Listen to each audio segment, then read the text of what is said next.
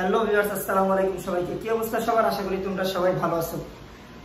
Suffix এবং prefix এই টপিকের কিছু রুলস নিয়ে আমি তোমাদের সামনে হাজির হব এবং আজকে যে টপিকটা নিয়ে হাজির হয়েছি সেটা হচ্ছে শুধু প্রিফিক্সের রুলস। এক্ষেত্রে রুলস বললে চলে না, কেননা আমি তোমাদের কোনো রুলস পড়াবো না, শুধুমাত্র এটা একটা টেকনিক, কিভাবে তোমরা সাফিক্স এবং প্রিফিক্সের টেকনিক ওয়াইজ এই জিনিসগুলো মুখস্থ করতে পারো বা মনে রাখতে পারো এবং সেই অনুযায়ী তোমরা কি পরীক্ষায় অ্যান্সার করতে পারো। তো চলো কথা না বাড়িয়ে শুরু করা যাক। আজকের টপিক হচ্ছে তোমার প্রিফিক্সের রুলস। তো প্রিফিক্সের শুধুমাত্র দুইটা রুলস লিখেছি, এটা শুধুমাত্র তোমরা কি টেকনিক ওয়াইজ মনে রাখতে পারবে, মুখস্থ করার কোনো দরকার নেই। দেখো, প্রথমত যে জিনিসটা আমি লিখেছি সেটা হচ্ছে কি, যদি কোনো ওয়ার্ডের শুরুতে এল থাকে, কি থাকে স্যার? এল থাকে, তবে তার আগে কি বসে? আইএল বসে। আইএল, যেমন তোমার এখানে एग्जांपल দেওয়া আছে কি লজিক্যাল। যদি তোমরা দেখো কি আছে তোমাদের লজিক্যাল, তাহলে তোমরা তার আগে কি যোগ করবা? আইএল, অর্থাৎ ইললজিক্যাল।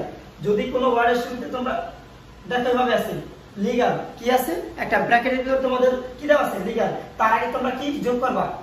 আইএল, অর্থাৎ কি ইললিগাল। আমি কি বলছি দেখো, যদি লাস্টে শুরুতে কি থাকে? এল থাকে, শুরুতে এল থাকে, তবে তার আগে কি যোগ করবা? শুধু আইএল যোগ করবা। আচ্ছা, তারপর দেখো, যদি কোনো ওয়ার্ড এম বা পি দিয়ে শুরু হয়, কি দেয়? এম অথবা পি দিয়ে শুরু হয়, তবে প্রথমে আই এম বসে। কি বসে? আই এম বসে।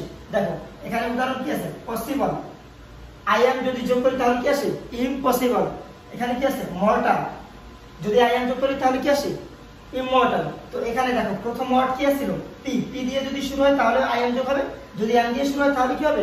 আই এম হবে। তো এরকম ধারাবাহিকভাবে আমি তোমাদের মাঝে আরো কিছু রুলস নিয়ে আস্তে আস্তে হাজির হব। তো এতক্ষণ আমার সাথে থাকার জন্য সবাইকে ধন্যবাদ। আসসালামু আলাইকুম সবাইকে।